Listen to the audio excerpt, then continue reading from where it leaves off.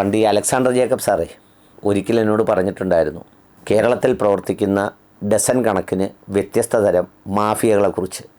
നമുക്കറിയാവുന്നത് മണൽ മാഫിയ, പിന്നെ കള്ളനോട്ട് മാഫിയ, അല്ലെങ്കിൽ അഴിമതി മാഫിയ എന്നൊക്കെ പറയുന്ന പേരുകളാണ്.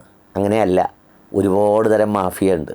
മാധ്യമപ്രവർത്തന രംഗത്തും മാഫിയ ഉണ്ട്, മാഫിയ തലവന്മാരുണ്ട്, മാഫിയ അംഗങ്ങളുണ്ട്.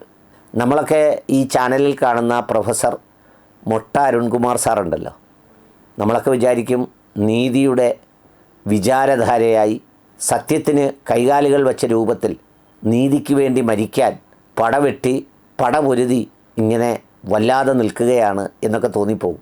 പക്ഷേ പൊതുവിൽ കാണുന്ന ആ ഒരു കാഴ്ചയ്ക്കപ്പുറം അവരുടെയൊക്കെ അഭിമുഖങ്ങൾ, വിലയിരുത്തലുകൾ, വാക്കുകളൊക്കെ ഒന്ന് ശ്രദ്ധിച്ച് കേട്ടാൽ, എങ്ങനെ ശ്രദ്ധിക്കണമെന്ന് വെച്ചാൽ കണ്ണിങ്ങനെ അടച്ചിട്ട് ചെവി മാത്രം അങ്ങോട്ട് വെക്കണം.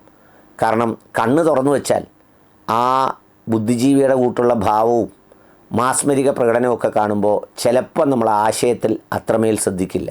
അങ്ങനെ കണ്ണടച്ചു വെച്ചാൽ ചിലരോടുള്ള വളരെ വ്യക്തമായ ഇഷ്ടവും സ്നേഹവുമൊക്കെ ഈ അരുൺകുമാർ സാറിനൊക്കെ ഉള്ളത് നമുക്ക് മനസ്സിലാവും. കഴിഞ്ഞ പാർലമെൻറ്റ് ഇലക്ഷനിൽ തന്നെ അതൊക്കെ വളരെ വ്യക്തമായിരുന്നു. അരുൺകുമാർ സാറ് പൊതുവിൽ ഒരു ഇടതുപക്ഷക്കാരനാണെന്ന് പറയുമ്പോഴും വലതുപക്ഷത്തുള്ള ചില പ്രത്യേകതരം ആളുകളോടുള്ള ഒരിഷ്ടം, ഒരു സ്നേഹം, ഒരു പ്രണയം, അതൊക്കെ നമുക്ക് പുള്ളിയിൽ നിന്ന് നല്ല വ്യക്തമായി മനസ്സിലാവും. അതോടൊപ്പം തന്നെ പുള്ളിക്ക് അലർജിയുള്ള കാര്യങ്ങളും വ്യക്തമാവും. ഈ അർജുനെ കാണാതായ സംഭവവുമായി ബന്ധപ്പെട്ട് ആ ദുരന്തം റിപ്പോർട്ട് ചെയ്യാൻ പോയ ചാനലുകളെക്കുറിച്ച് പറഞ്ഞപ്പോൾ കേരളത്തിൽ പണ്ടുണ്ടായിരുന്നതും ഇപ്പോഴുള്ളതും അടച്ചുപൂട്ടാനിരിക്കുന്നതും വിറ്റതും വാങ്ങിയതുമായ എല്ലാ പേര് പറഞ്ഞെങ്കിലും മീഡിയ വൺ എന്ന് പറയുന്ന പേര് അരുൺകുമാർ സാർ ഉച്ചരിച്ചതേയില്ല. അത് ഉച്ചരിക്കാതിരുന്നത് വെറുതെയല്ല.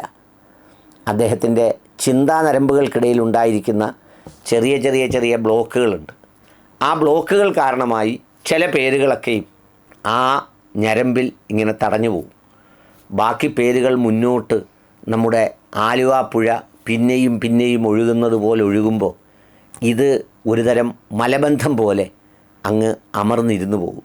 മീഡിയ വൺ അങ്ങനെ അദ്ദേഹത്തിൻ്റെ ഉള്ളിൽ അമർന്നിരുന്നു പോയ ഒരു പേരാണ്. സണ്ണിക്കുട്ടാ, അരുൺകുമാർ സാറേ എത്ര മിടുക്കനാണ്!